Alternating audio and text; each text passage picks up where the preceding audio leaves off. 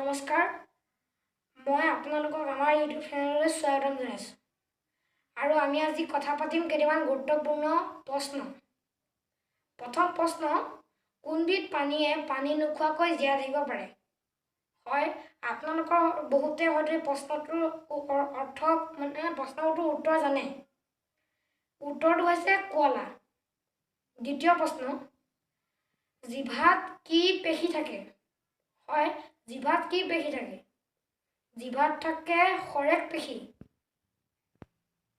৩ number প্ৰশ্ন, পানীত পমি যোৱা ভিটামিন বিধৰ নাম কি? হয়, পানীত পমি যোৱা ভিটামিন বিধৰ নাম হৈছে ভিটামিন চি। আপোনালোকে কি বুলি ভাবিছিল কমেণ্টত জনাব।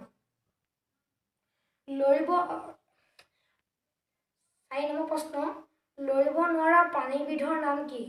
হয়, এবিধ পানী আছে যিবিধ পানীয়ে লৰচৰ কৰিব নোৱাৰে। হয়, ইয়াৰ উত্তৰটো হৈছে স্পঞ্জ। আপোনালোকে কি বুলি ভাবিছিল কমেণ্ট বক্সত জনাব পাৰিব।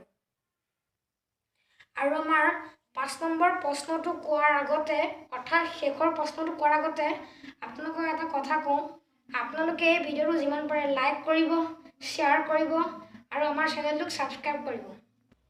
আৰু ৫ নম্বৰ প্ৰশ্নটো হ'ল, সাগৰত থকা ক্ষুদ্ৰ প্ৰাণীসমূহক কি বোলে? হয়, সাগৰত থকা ক্ষুদ্ৰ প্ৰাণীসমূহক প্লাংকটন বুলি কোৱা হয়। আৰু নেক্সট ভিডিঅ'ৰ লগত আপোনালোকক লগ পোৱাৰ প্ৰতিশ্ৰুতিৰে মই আজিলৈ এৰিলোঁ। বাই।